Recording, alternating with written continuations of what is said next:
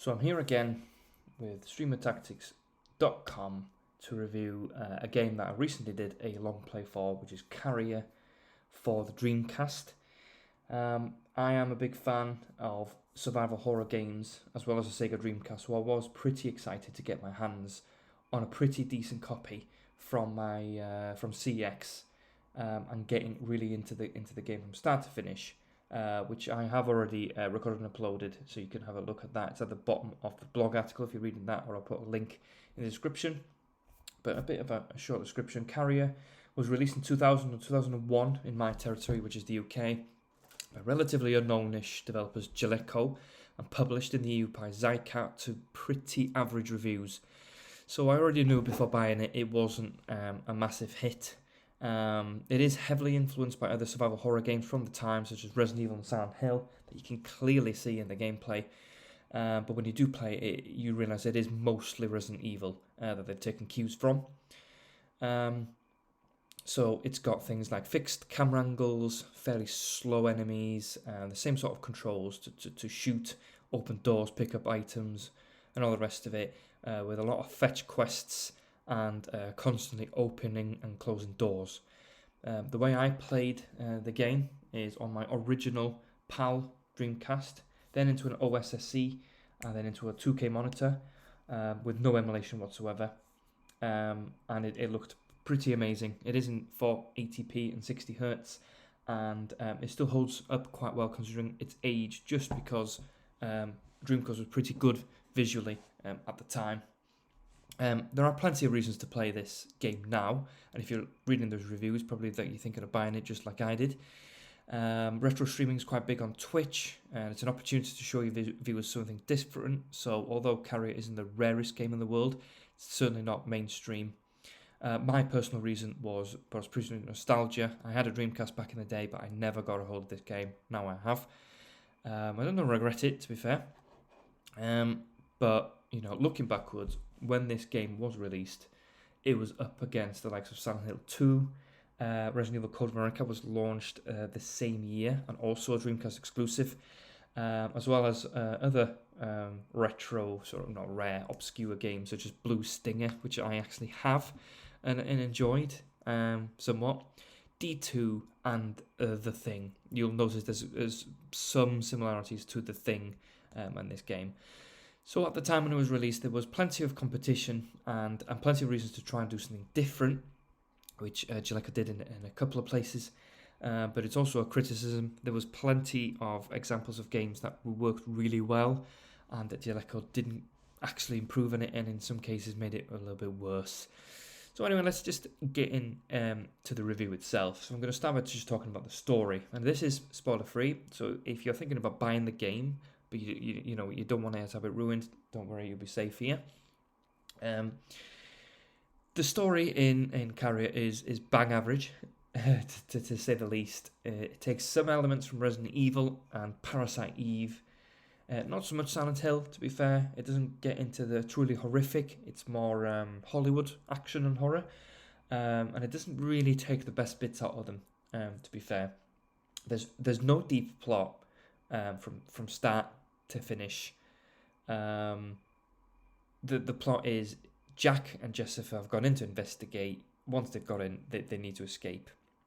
There's no twist, there's no revelation, and it's nothing that you couldn't piece together yourself within, usually the first hour. You get regular cutscenes and radio communications, which seem to be ripped from Metal Gear Solid, but there's no substance to a lot of these scenes. A lot of them could be, boiled down to just, you need to go here, or you need to pick this up from here, or come here quick. So I've just magically opened the door that you were waiting for.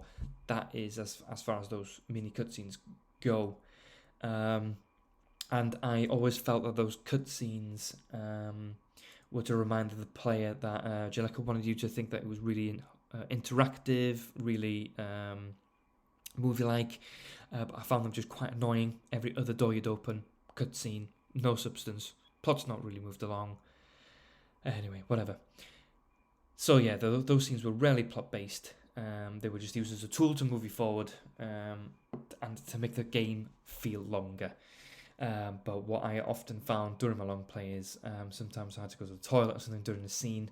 I didn't quite catch where they wanted me to go, and I had to just figure that out for myself, and I'd get lost. The voice acting itself is fine. It's serviceable, but it's hollow. So if you've ever learned much about the original Resident Evil's voice cast, how they were given a script and no context, I feel like the cast of Carrier were the same. Read these lines, and nobody said, "Oh, this is where the character finds themselves. This is the emotion you need to portray." They just read the lines. Several times, Jack Ingalls would ask himself, "What's going on here?" And you will notice how often he asks, as a player, "I knew what was going on here, and I don't understand how the character didn't." He really does say it a lot. It's quite a wooden performance by everyone that fails to bring the player closer to the actual experience that I think Jellicoe really wanted you to do, but failed. Everyone in the story seemed quite mystified about the situation, but never scared or surprised by the horror. So all of these things were happening all around them, but they didn't behave like people that had these things happen all around them. The voices were quite stiff, and I feel like it took away from what the writers were trying to tell you. There were a fair few files scattered around the Heimdall, the name of the air carrier that you're on, but none of them contained any puzzle solutions or anything that actually explained what was going on very well. It felt like every file actually just said the same thing over and over again, just with different words. The main enemy or rather the cause of the infection arc is flimsy at best and wishy-washy. I feel like Jellicoe tried to produce some philosophy in the same way that the mitochondria did in Parasite Eve, and in fact they are very similar in terms of their impact into the environment around you, but just not in the same amount of effort. The game does a terrible job, quite frankly, of creating tension around Ark and yourself, or even build up to something quite grand to do with it. You've got a fairly good grasp of what's going on from the first hour, and then as you wait to find a twist that there's no payoff, you'd already figured this out. And this was in 2001. So games such as Metal Gear Solid have been out for 2-3 years at that point. Resident Evil 1, 2 and 3 were all out. Resident Evil Code Veronica was out in the same year. Shenmue on the Dreamcast had been out for 2 years. Silent Hill 2 was recently released, but Silent Hill 1 was already out for a year or two. So, the developers did not go into the same lengths as those games, and that's why those games became cult hits in the first place. Great writing. We'll get to the gameplay in a minute. But although, the storyline isn't terrible, the game isn't terrible. It's fine. It's just there was just so much wasted potential in the storyline, and I don't know. I just don't think that they put as much effort into it as they perhaps should have. Anyway, that's the story done. So let's now move to talking about some of the visuals and the overall atmosphere in Carrier. Obviously, this is a survival horror game, so an atmosphere is extremely important because it's coming on the back of Resident Evil, like I've already talked about, Silent Hill, Parasite Eve, which were dripping with atmosphere. So Carrier's graphics are actually pretty strong, which is not uncommon on a Dreamcast game, as it is in 480p. And ahead of its time. So this was a really high resolution back in those days. So Dreamcast games tended to look really, really well because of this. Cameras were fixed, as you would see from the long play and some of the scenes in this video, but could follow. So quite similar to Code Veronica, if not identical. There's no pre-rendered backgrounds. Everything is fully rendered.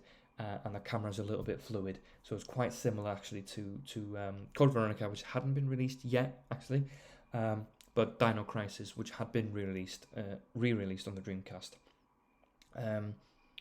But I can only imagine how good this game must have been, when this actually was brand new.